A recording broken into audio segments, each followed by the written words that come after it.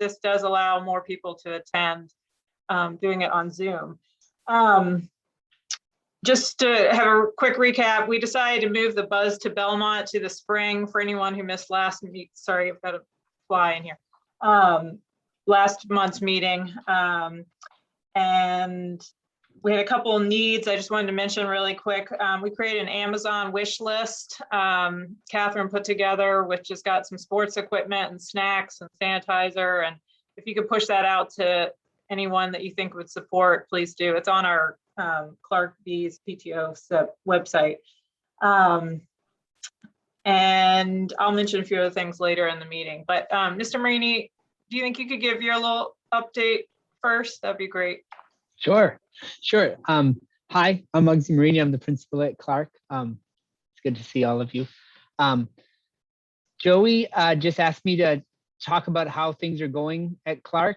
This is a question that I've been answering frequently in the past week. I have a mentor, Anna Isley comes over and mentors me. And then of course, Dr. Gurley visited last week to find out how things are going. What I can tell you is that we recently lost a 4th grade teacher. She decided to resign. There was a lot of work put into trying to support her in the classroom, and she just felt as though moving on was a better option for her. We're working right now. There are 3 different scenarios that I'm working with right now to find a replacement. We have a substitute in there, as well as the gifted resource teacher is also supporting in there. I sent a note out to the families today, letting them know that I was in there at the end of the day, and the gifted resource teacher and the sub know that things aren't perfect, but said that the class went really, really well, that there was more positive things happening in the class than not. There's still work to do, but it's a great class. I've actually taught the class. A couple weeks ago, and Miss Eddie has been in there and taught the class as well. And they're a great class.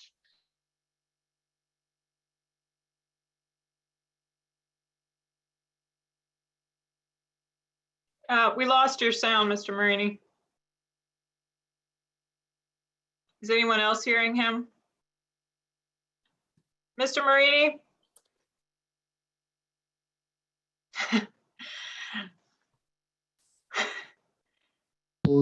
That are at all different Mr. Marini, levels. we couldn't hear you for the last 30 seconds. Oh, sorry. That was the best stuff I said. That was just imagine the most amazing stuff you could have heard. And that's exactly what I was saying. What I said was, what I was talking about there was how our teachers in the PLCs are working a lot on what's called differentiation. Differentiation is when we have students at varying levels, and it makes part of the differentiation makes me think about what Ms. Torres said in the recent board meeting, where we're trying to figure out how are we supporting all students and how are we making sure that we're creating an equitable education. This looks different in a lot of different places. I was just talking to my 3rd grade teachers today, and one of the teachers gave me a highlight of my day. I'm going to share this highlight. He said he was talking about an instance that he and I were going to call a parent, and he said, you took a moment to help me to stop and breathe. And he said, in that moment, I realized that you saw me as a human being, and that meant the entire world to me. And that's all I really want is to have a school where we're all just allowed to be human beings. Everybody's allowed to be human beings. But he was wondering, and I think this goes a lot to what the PTO is trying to do. He was wondering, like, why we're hearing about burnout so much in schools right now. And we talked about all the reasons for that. And he said, I feel like it's February right now. I don't feel like it's the beginning of school. And there's so much. And one of the things I'd love for the PTO to think about is how are we in really small ways showing our teachers that we really care and appreciate them, and those can be it can be as simple as just an email that just says, thanks for all the work that we're doing, or little notes dropped off, or anything small, because the biggest part of the update I think I can give is that the teachers at Clark are working so hard, and they're working so hard to teach every single one of the children. And it's not just the teachers. That's not a true statement. All of the staff, our instructional assistants, our custodians. They're just in a faculty meeting recently. We talked about all the COVID mitigations that need to happen, and it's a lot. And in that, there's growth. Teaching students who have not been in school for as long as the children have been. I'm not as much concerned about the academic side of it. I know that the kids can catch up, but getting to understand how do you work in a class. There's a lot of skills that kids inherently have. I was talking to my second grade teacher, and she was sharing how our second grade students have never actually had a normal school year. So you think about that, every single child in the second grade has not had a normal school year ever. And there's a lot of skills that are just learned by being in school. But as I walk around, and I put this in the parent newsletter this week, as I walk around the halls, I see so much good going on. I see so much happiness and so much joy. And of course, I don't know if your kids have told you this, but I'm a YouTube star. And so when I walk through the halls, it's a little different for some people because everybody knows who I am and they say hello to me all the time. And it makes me smile, honestly. But when I'm in classes, the students are working and learning. And I get in I was in every single class today. There are, of course, hiccups, but the majority of school at Clark is going along really well, and the teachers are working so hard to make it a safe and enjoyable place for your children. Joey, is that good, or do you have some specific questions? Yeah, no, I think it's good. I mean, just to let everybody know, I came to school and volunteered today for Hive Time. There was a sort of a walk to school day, neighborhood learning about place, and it was a good opportunity just to observe the kids and talk to a bunch of teachers, which honestly, just to say this as a family member, we're just cut off from the school with COVID. Like we don't come in to visit the class, we don't drop off stuff hardly. We're just like we're just not getting much, at all. It's like a little bit on remind, So it was really nice for me to have a little contact with the school today. And I think the students are great to see. The teachers are really great to see. I think there is some morale that's just tough this time right now with the school and with how hard it is with the students. And it sounds like there are a lot of behavior issues throughout all the grades, and a lot of it's just from not having structure over the past couple of years, and also just stresses at home. So it's all understandable, but I would just implore the school just to keep communicating as much as possible with families, because we just we don't see anything, and our kids don't tell us anything, just so you know. Maybe a couple do, but most do not articulate anything, so that's my request. And I think we can talk more about maybe how to do some staff appreciation, maybe after the speakers in a little bit, because I think that's worth noting too. I think that you make a great point, that I know that Remind has a amazing capacity to be able to connect with parents, and I'm gonna think about, and I'll talk with Juanita about in the teacher leadership team as well, about how we encourage teachers to be. It's a lot, but since families in the past have been able to have more access, how do we how do we figure out how to create that access? And I'll have to think about that and talk with the team about that. That's one thing that I know that teachers are overwhelmed with so much right now. Let me think on that. Yeah, this is Stacy. I was also there this morning walking with all the fourth grade classes, and I just want to echo what Joey said. I think one of the things that's really painful for parents right now, for me, is that I have no idea even what the learning objectives are for the year and what the outcomes are that are expected. And I can't help, I can't be supportive, I can't give the teachers props or have interaction with them if I don't know what they're trying to do.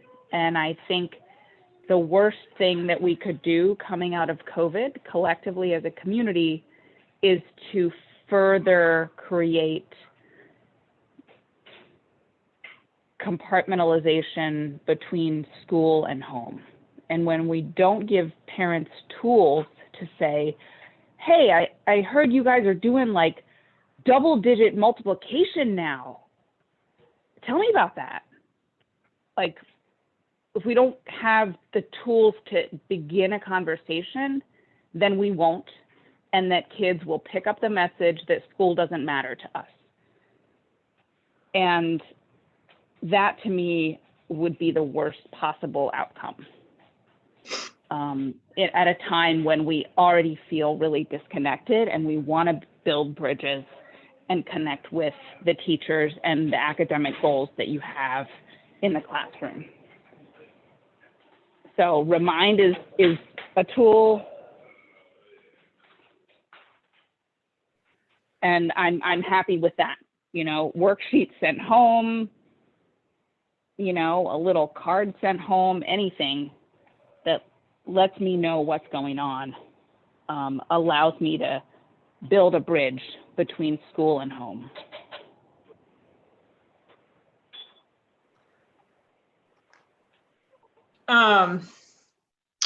I want to be just respectful of our guest time, so I think I might let them do a little presentation, and then we could maybe wrap back around and talk more if we want. We've got Martez Tolbert. Did I say that right? You still there? Yes, ma'am. Okay, great. And Derek, are you also here together? Yes, ma'am. Great. So we've got two guests from a local organization, which, you know, I've tried to have a little in the neighborhood kind of connections to continue that school community work we're trying to do. And thought it would be nice to get some people who are in the community and working with kids and trying to get them involved and feeling safe in the community. And I'm going to let them talk a little bit more about what they're doing. But thank you all for coming. I appreciate it. And maybe you could just give a little summary of the work you're doing, and then maybe we can have a little Q&A. Thank you. Thank you for inviting us or bringing us to the forefront. You know, this is a very engaging conversation you guys are having about kids, which is our future. So I was loving the conversation, actually. But yeah. So for me, I'm one of the founders. Peace in the Streets started back in November, December, where me and a couple guys got on the phone and started talking about what was happening in our community with the local shootings in November and December of last year, and all of the different neighborhoods. And for us in this small little 50,000 population, you know, that hits home with us, you know, even if it's 30 minutes across town or what have you. So, and we're all action oriented type of guys, individual anyway. So we just went to the phones and that's how a lot of things get started, right? And we started our grassroots organization called Peace in the Streets. PITS is an acronym. Just to give a quick little overview, because I know you guys, you know, got important topics to talk about. My name is Martez Tolbert. I am one of the founders of Peace in the Streets, but I'm not. That's not all. I also work at 3 other nonprofits, as well as have my own nonprofit, as well as a student at UVA. Plus, on multiple boards, NAACP, Ready Kids, Network to Work. I'm on a steering committee at the ACR jail locally here now. I just graduated the Home to Hope program a year and a half ago, which was a grassroots initiative started by Mayor Walker with individuals like myself who have lived experiences. If you guys don't know what that means, I did collectively 9 years in penitentiary here in Virginia, as well as other states. So my lived experience is something that's people respect and know from me from my neighborhood.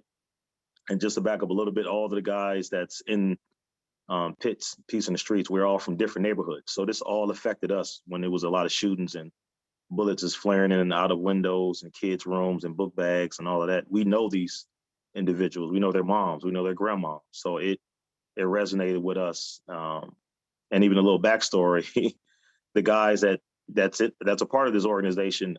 At one time, we all didn't like each other. We all had neighborhood, beef, right? Neighborhood, issues and challenges with each other for whatever reasons back in the what the young kids called the 1900s, right? Back in the 1990s, right? So we like, who can better send this message out here than people that went through it, right? We all then reformed, read and redeemed. We all working in nonprofits. Some of these that even have our own nonprofits, families. We didn't grow out of the knuckleheadness, right? So now we all in our respective fields doing our work. I'm a mentor.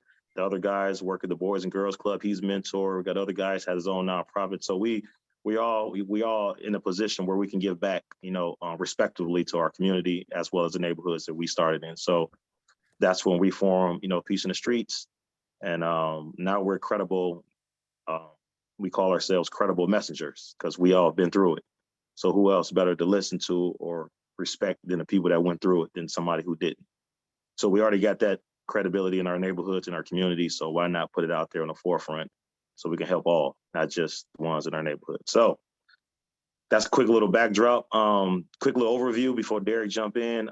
Peace in the Street knows that our strength lies not only in our words, but what we stand by. Most importantly, through the actions of all the things that we are part of. All members of the Pits were either born or raised in Charlottesville. So we're all grassroots, local, homegrown guys.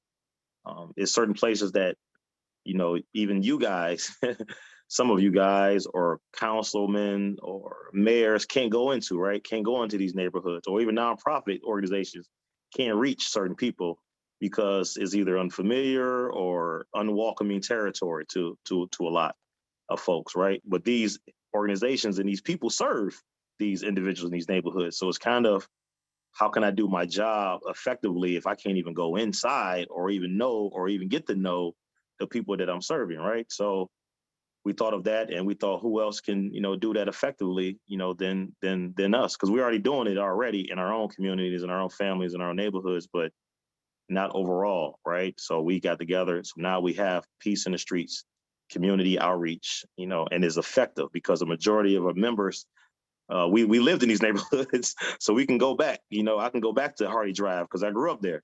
I can go back, to certain neighborhoods because I'm familiar there. They know who I am. They've been watching my journey, watching my growth, and they're all proud of me.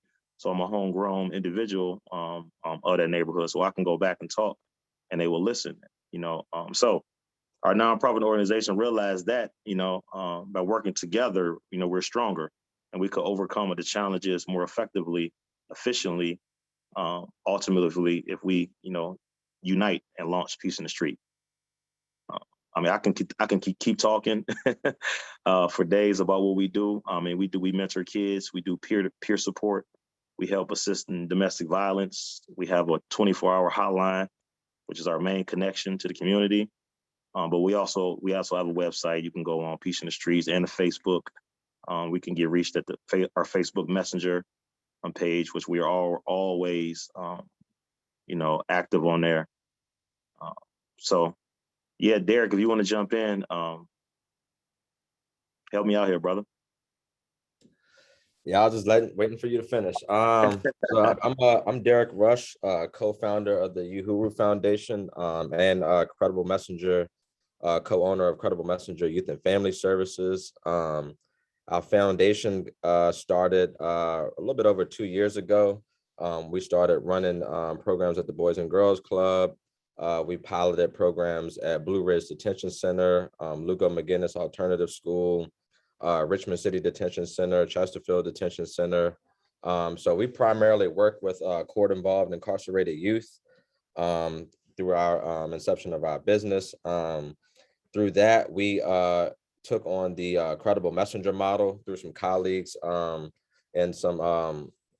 I guess it's more like an overarching coalition of organizations that reach from Oakland, California, DC, New York, that adopt this Credible Messenger model. The Credible Messenger model essentially is based on individuals with shared experiences. So if we're working with court-involved incarcerated youth, then all the mentors and people that we typically bring on as staff to do this work are individuals who are returning citizens who have displayed that want to be the change in the community. And maybe they were a part of the problem in the community. Now they want to be a part of the solution. So that's kind of the saying that we have, whether it's those who are closer to the problem are typically closer to the solution. So, like Ted said, most of the individuals that come from these communities have some sort of shared experience. Doesn't always have to be the fact that they were incarcerated themselves, because typically we try to, even preface the whole credible messenger thing by saying just because you were incarcerated doesn't make you a credible messenger. It has to be some other things that that go along with that as well. So underneath the banner of the Uhuru Foundation, my co-founder Rob, along with Martez and a couple other gentlemen, they started the Peace in the Streets initiative. Through that, we'll be running a lot of community-based events and things like that, but also we run these restorative justice circles, or peace circles, as we call them.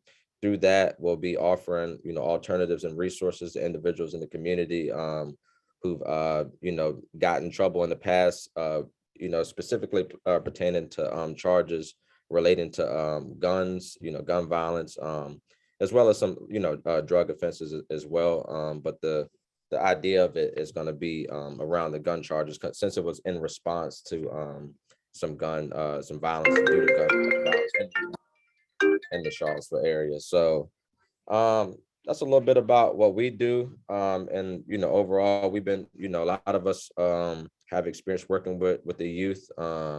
Between me and Rob, it's about 20 years of experience combined with working with youth from all different backgrounds, from affluent backgrounds to, I'm out here in Richmond. I kind of bounce back and forth between Richmond and Charlottesville. So, we're out here in some of the worst neighborhoods in Richmond City working with, some of the quote unquote, worst kids, that are out here, kids with murder charges and, everything, underneath the murder charge. So we've been very effective in what we do. And we're very passionate about what we do. So, just excited to kind of see, hear your guys if you have any questions, and we're all about building partnerships and collaboration. So yeah, just open to any questions that you guys may have. And that's kind of what we do in a nutshell. And I wanted to piggyback one more thing. Within the Peace in the Street, we also go back to the neighborhoods that hasn't been any, shootings or violence in that neighborhood. We'll go back and have Happy Saturdays on a Saturday afternoon. Happy Saturdays consists of happy meals that we give out to the kids, informational, educational materials we give out to the parents, employment resources to the parents, and we also bring in our local nonprofit partner organizations like Region 10. If it's mental illness or mental challenges going on in the house and you want information on that, we have resources from Region 10 will show up. Network to Work will come out at our Happy Saturdays events. And we have so many partners that, that we can help in this reentry field, and it's housing population. There's so many different things that we can go into the communities and share messages with, because they come out and listen to us.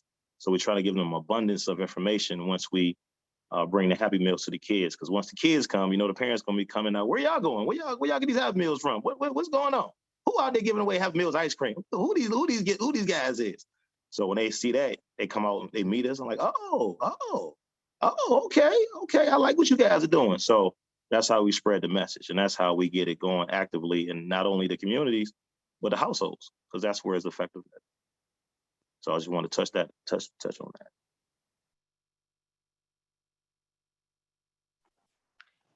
that. Thanks, guys. Have you done any work with elementary aged children? And I guess also follow up with that, if you have any sort of suggestions for something that we could connect with you all on for that age. Right. I know with our organization, we've worked with some elementary age kids. And I mean, we just have experience working with that age group in general. But we've run some programs for kids that age. And we're looking to also incorporate some other stuff. I have a meeting tomorrow with this organization that does a lot of things around, like, it's a lot of STEM stuff, but it's dealing specifically with like robotics and things like that. So it just depends on, what the kids are interested in, but we do offer, just outside of just straight mentorship, we do work with some kids that may be troubled, at that age, because that's kind of like the beginning stages of them, progressing towards that type of behavior that will end up leading them into incarceration at some point in time, along that school to prison pipeline spectrum. And, and we also kind of think that although we do serve primarily older kids, that's more of a, kind of after the fact thing, but we do think that, getting to them at that, age of 9, 10, 11 years old is important before they, transition into being teenagers and start adopting, different ways of thinking, that'll ultimately lead to incarceration. So in my opinion, that's probably the best age to work with them at. It can sometimes, be a little bit more babysitting than you like to, but at the end of the day, I think that working with that elementary school demographic is definitely important, because a lot of the times once they hit a certain age, they've already developed, or some of them have their mind made up that they're gonna, test those waters no matter what you tell them, and they'll have to learn, based on whatever experience they have. But I think moving forward, we're looking to get more involved with, the younger demographic than we've been serving up to this point. But it's just about building programs. We're all about building programs specific to what those kids need, and not assuming, coming in and saying this is what they need and we're going to give them, what we think they need. Is more about engaging them, seeing what it is that they want and what they need, and then us, planning around that and delivering something that's going to ultimately, help them, and something that they're going to be engaged in, because a lot of the times, obviously, dealing with kids, if they don't have to be there, then they won't be. If they don't want to be there, then they're not going to be. So, delivering a product that they, that's ultimately going to want them to be there is kind of, how we kind of tailor our programs. I think that I'd love to set up a meeting to have you guys come in and talk with us. I think the reality of where we are in education is that the more people we can gather around, the more successful we're going to be. I was looking at some of the information on your all's website, and I'm excited to. We're going heavy into restorative practices at Clark, and moving away from the typical discipline model. And I'd love to talk to you guys more about that if you want to send me your info. Yeah, absolutely. Somebody also said in the chat, we have kids at Clark with incarcerated family members. How can the PTO support them? Do you have any thoughts on that? Yeah, I can jump in on that. And that's probably on my behalf, my mishap. I said I worked for 3 nonprofits. I didn't really give the name. So I work at the Fountain Fund. So I'm a client partner navigator at the Fountain Fund, where we do micro loans to formerly incarcerated individuals, long as they have a job or some type of source of income and been formerly incarcerated and live in our catchment area. They can qualify for a sit down with me. And what we do there is traditionally people that have records or credit scores low can't traditionally go to a bank, right? Because they would judge them off your credit score or your background or give you a higher interest rate. But with us, we only a 3 to 5% interest rate for vehicles as well as business loans. So we got consumer loans, business loans, and vehicle loans. So instead of this, just hypothetically, I'm looking at Crystal Johnson. I know I'm putting you on the spot, Ms. Johnson, but let's just say you go to Colonial, right? And you have, a record and your credit score is low. They might offer you, you might get approved, but your interest might be 28%, 24%. They call predatory lenders, but they're in business. We all see them everywhere. The payday loans we see on every corner in certain neighborhoods. So all of these predatory lenders, they make money off these interests, and they make money off of low income, individuals. So the nonprofit that I work for started just helping with licenses, but now we grew into what we can do now as helping with, vehicle loans, business loans, helping with informational resources, financial literacy, and credit building. We do all of these different things now at the Fountain Fund. So if you have incarcerated parents who's looking to try to better themselves, or even if it's something small like getting a license or can't pay the DMV fines and fees or classes, they can come see me. And if they meet the requirements, which is a low scale requirement, they can potentially get funded or get a loan, a low interest loan, and get these things covered. And at the same time, we build credit. So as they make a payment every month, their credit score goes up because we report to all 3 creditors. So that's one of my jobs. And as you can see, that's a lot. But I also work for Redemption Mentoring. And we do mentor elementary kids, but they're at risk kids, which will have to be sent to our director, who will assign them to me in the area. And I do Culpeper, Greene County, and Charlottesville. I mentor kids in all 3 counties. And last but not least, Ready Kids. So I work with Eddie Harris and Sarah over there at Ready Kids, helping out with the families, helping out with the Real Dads program with incarcerated fathers, bridging no gaps between them and the families once they return, but ultimately helping them before they return, so it won't be an awkward moment once they do return. So I work for those 3 nonprofits as well as Peace in the Streets. And so we do the incarcerated families piece. That's something that I can definitely help out in.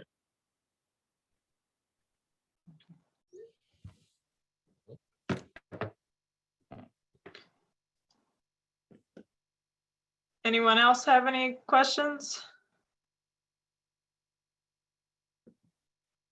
Do you all have any questions for, oh, go ahead. No, I was just going to put my email in the chat. Mm-hmm. Yeah, I think one of the things we see at Clark is, most families have multiple siblings, ranging in age, and a lot of kids are living with older siblings who are bringing stuff home. And I guess I was curious if you guys could just sort of give not a general thing of your programs, but what you think about current events and how stuff is going with Charlottesville, and particularly gun violence, particularly in the Clark district, if but anything you could tell us about that. Just thoughts on gun violence in general in the community? Well, if you feel like, are things getting better, or, what's really, for a lot of people, it's hard to tell what's driving it, or what was causing it, if it's kids coming over from Waynesboro or what, like where it was coming from. I just don't know if you guys have any insight that's helpful. I'm not trying to just be gossipy. Yeah, I get it. I think just in general, when we're talking about gun violence, that takes place in a lot of these communities, you know, and me and Rob, we were just having a conversation about, you know, how it's a lot of conversations around like the war on drugs and the war on this, but typically it's just a war on poverty that we're facing. I mean, 90% of crimes, maybe the upper 90% of the crimes are all committed due to money. You know, people are living in poverty, people don't have money, people are going through, you know, a lot of mental health issues, substance abuse on top of that.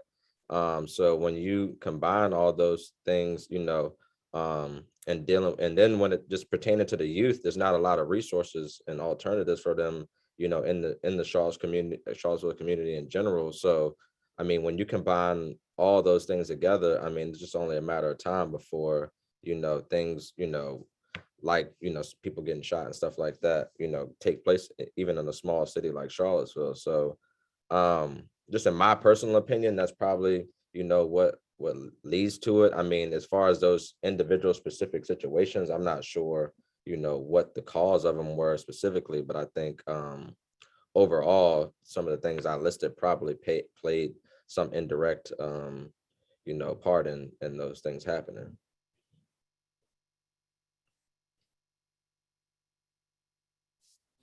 There's a book called The New Jim Crow that goes into what Derek's talking about. I mean, pretty heavily about the war on drugs and how it really was targeted towards more poverty in Black people than it was actually towards like keeping communities safe. And it's a huge eye opener to better understand where we are with a lot of the crime in the school to prison pipeline in the United States. And I'd encourage people to read that book. It really opened my eyes.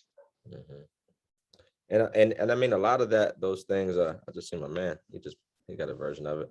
A lot of those things are kind of what birthed this credible messenger concept, you know, in general. And even with our organization, we're actually working with an organization out here in Richmond to draft up the legislation on, because we're diving into some policy reform stuff stuff too. That's kind of where our organization is pivoting. You know, direct service and the policy reforms are kind of hitting it from both ends.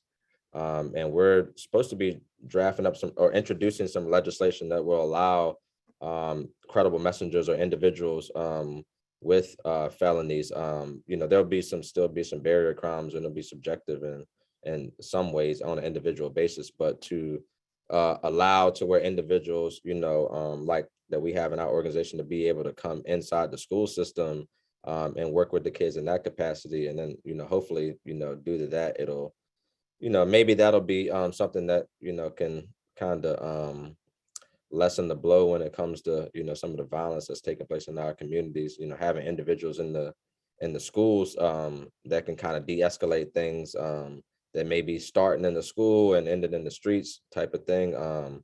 I know out here with the kids that I mentor out here, a lot of the times their issues start in the school and it doesn't get nipped in the bud in the school. So then by the time they get back out here in the community, you know, when it comes to the guns and things like that, you know, it's just kind of, you know, downhill from there. So I'm thinking, you know, with us introducing this legislation, and if it goes through, that'll be a huge step moving forward to maybe having these violence interruptions and you know, restorative circles inside the school system that will hopefully, you know, at least from a youth standpoint, cut down on some of the gun violence. And you know, then we have stuff like the Peace in the Streets initiative, you know, to kind of hopefully put into it or reduce it, you know, on the community side of things as well. So Yeah, they got rid of the school resource officers last year in the middle schools here, and they've hired new people. I don't know if anyone knows the title now, it's community something. But I think we're in the early stages of experimenting with that too here. okay. I think one of them is actually a crossing guard at the school at Beaufort. Just, does anyone else have any other thoughts? I was Yeah. just Yeah, I was just going to say, I'm taking minutes and I started putting in links for all the organizations that you guys name dropped. Yeah. And like, I feel like I'm gonna stay up all night reading about all of the amazing work you guys are doing to break some cycles. So thank you, and we'll share that out with the Clark community. It's like mind blowing to see all that you guys are involved in. So we do silent shine sometimes, but I'm not being silent, but silent shine for all the work you guys are doing. Cool. Well, thank you again. No, thank you guys. I mean, I loved school. Even though I was a knucklehead, I used to love getting up in the morning and taking a shower, getting ready for school. Because it was the only place that you can go at 8:30 in the morning and everybody's there. Like, and everybody's ready to have a good. So my mom used to say I was a weird kid because I always looked at the glass half full, not half empty. Like, okay, I'm getting up in the morning, but I'm going to school. I'm learning. And I used to love my teachers. Like, I used to engage with my teachers, crack jokes with my teachers, play basketball with my teachers, eat lunch with my teachers. I just don't see, kids, really engage with, its teachers as much as I used to see. So thank you guys for what you guys do every day, getting up every day, grading papers, dealing with the pandemic, you guys are essential workers to me, just because of my takeaways of growing up and how influential it was to have football and teachers that believed in me. Because when I walked outside of my door, and this when I grew up in Detroit, not Charlottesville, it was a different environment outside of my door. So to get up and go to school and get that support, and get that encouragement, and teachers telling me, I can do anything, and literally, believe in them.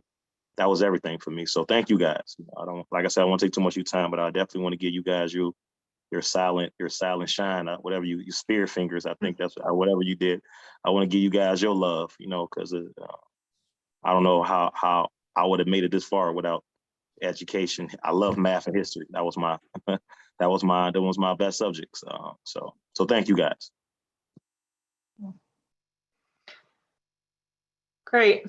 Well, maybe we'll just talk about a few other things, and you guys are certainly welcome to hang out and listen, and ask questions or share your ideas. If you think of anything else, please just unmute yourselves. Anybody who's on this meeting is welcome to unmute themselves and talk whenever they want.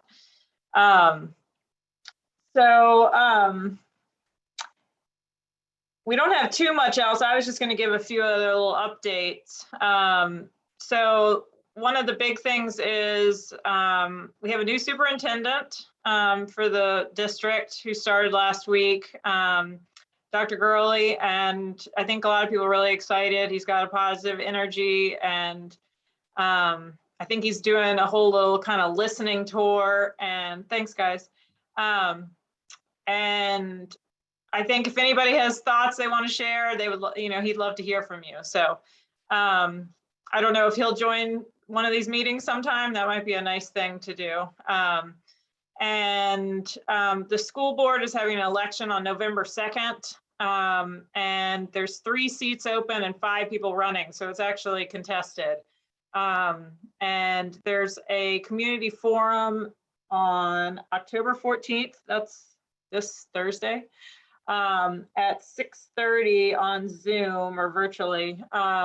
And there's a website I can get Phil to post in the chat. We'll publicize it again on Facebook too. You can log into the Zoom, or I think you can just do it the day of. I don't know if you need to register or if you have questions maybe. But I encourage everybody to listen to that. Maybe you don't think you care what's happening on the district level, but I think it does matter. And go out and vote.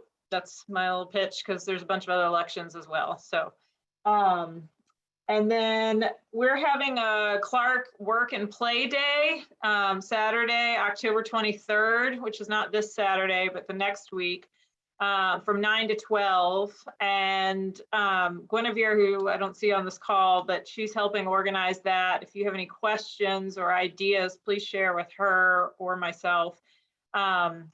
But Mr. Marini, were you able to get mulch ordered? I have put in for it. We're working on that now. I put in Okay. for that last week. Okay, so the idea is that we want people just to come out, first of all. You don't have to do work if you don't want to. You can just hang out, or your kids can play on the playground. But we're gonna have easy tasks that people can just do a little bit of weeding or mulching around. If you're facing the front of the building where the big stairs go up, to the right, there's like a little, what they, call the memorial garden. We just wanna clean that up some. And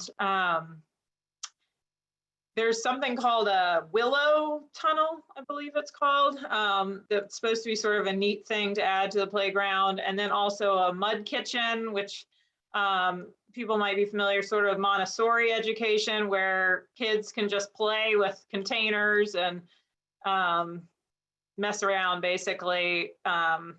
Sort of like a kitchen, but also just playing outside, and to have something besides jungle gym scale play tools. And we also might do a few other things. So anyway, I encourage everybody to come out. We're gonna have some snacks and food and drink. And then a few other things that were kind of needs. We were talking about the Amazon wish list earlier. Some of that was snacks. Which I know teachers have been buying with their own funds. So we're trying to see if we can supplement teachers and help you guys out. Need for substitutes still is a real issue. So maybe you could look and see, you don't have to be a certified teacher to be a substitute. You could just reach out to Ms. Marini, but there's also official substitute job postings. If you look at the CCS job postings. You can also see job postings for bus drivers there. I'm sure people have heard that word, that we need bus drivers, seriously. Clark, Around the substitutes, they're revisiting the requirements for that, and are encouraging anybody who's interested in it now, who loves to. Dr. Gurley was joking with me a little bit, and he said, if you love kids, come to Clark, and we can have you sub. It's not that easy. There's a few more requirements, but if I think some people, I saw an interesting article a few years back where if a man fits 50% of the requirements for a job, he'll apply for the job, and if a woman doesn't fulfill 99% of them, she won't apply. So here's the deal: just apply, and we'll figure out if you qualify or not. Big one is that you love working with kids. And then bus drivers. Joe, you were also talking about like talking to people who are doing carpools, and can you talk a little more about that? Sure. I mean, I know people already last year tried creating Excel spreadsheets that were pretty difficult to maintain. I just sort of thought if there were, if people in your immediate neighborhood that you could give rides to, you could always, you don't have to necessarily set up like, we're going to take your kid every day for the whole school year, but like share phone numbers. And if you cannot one day, like, we're happy to drive your kid, I mean, I don't know what's going on at the school, but I assume that you guys have a fair amount of attendance issues, of people having trouble getting there some days, but maybe I'm wrong. And so that was sort of a question versus just saying we needed to do it. Our attendance is really pretty good. Okay, good. There are a lot of people who are keeping their kids home because of sickness and concern over sending their children, and that's popping up. I think that the bigger thing is that there are some families who are doing what they need to get their children to school, but it's a burden, and they'd love to not have to have that burden anymore. So figuring that out. I ride the bus every day to go down to Friendship Court and help out the bus driver in the morning. I mean, yeah, I know we just got a new bus driver in the division, and he became a bus driver because he needed the health benefits, and that's why he's on there now. So there's some kudos to being there's some good things that come along with being bus drivers if people are out there and are retired and know how to drive big things. Okay.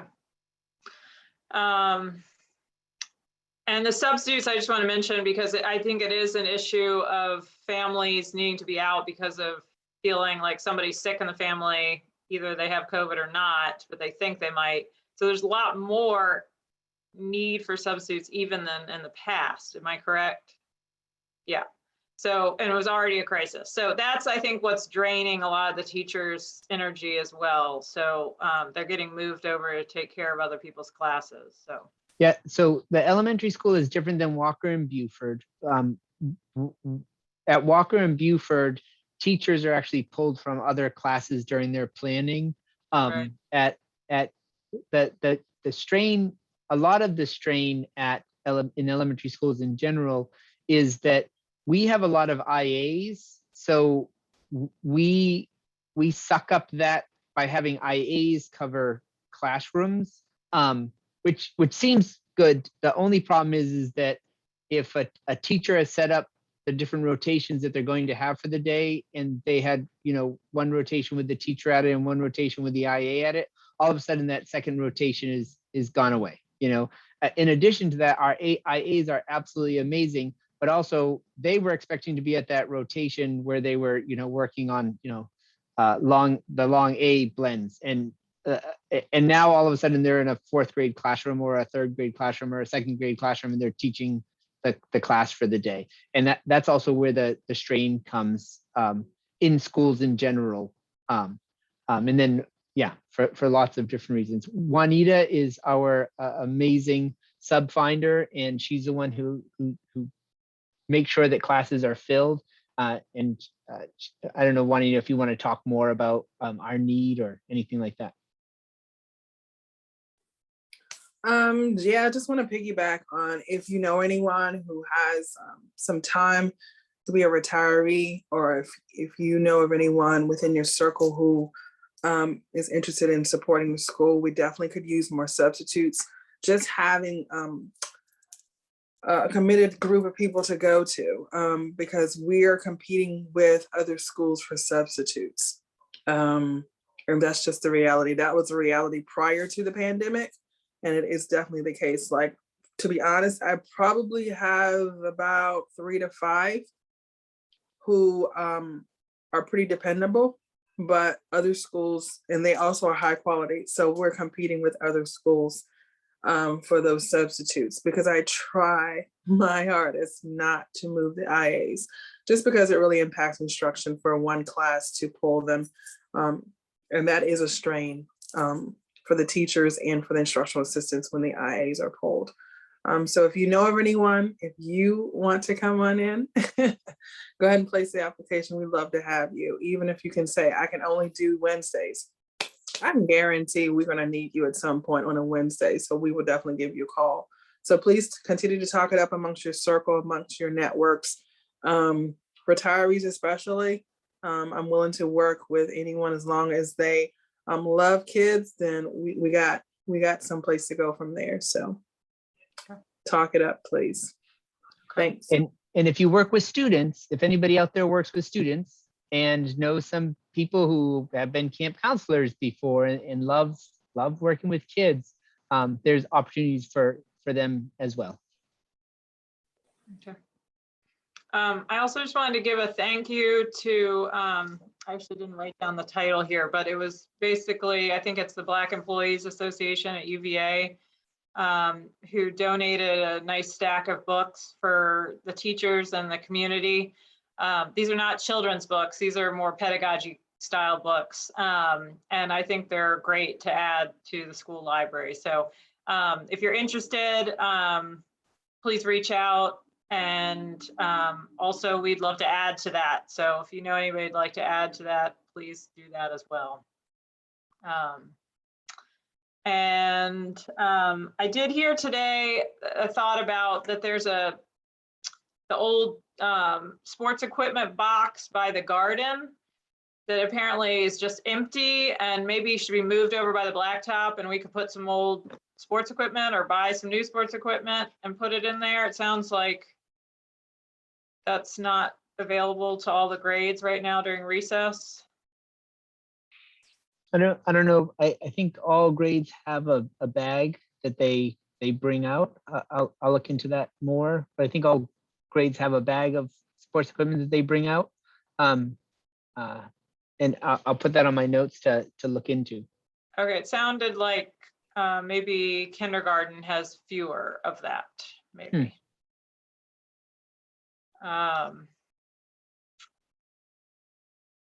And I think that's about all I have. If anyone else has any other. Oh, I just wanted to also throw out one other thing. I don't know if anybody's been paying attention on the district level, the reconfiguration, but that went to council last week and they made a motion to approve the school board to keep moving forward with the design. I think they have a final, another vote. I'm not quite sure on the 18th what that's about. But it looks like that's happening and moving forward, and it might involve a significant tax increase, a property tax increase to pay for it, which I'm sure is going to catch a bunch of people off guard when that actually happens. But I do think it's something that would be pretty important for helping our community. So I personally support it. I can understand people feel like it may be a significant dollar cost and maybe we'll just be back in the same place we've been, but I think that it has a lot of advantages for getting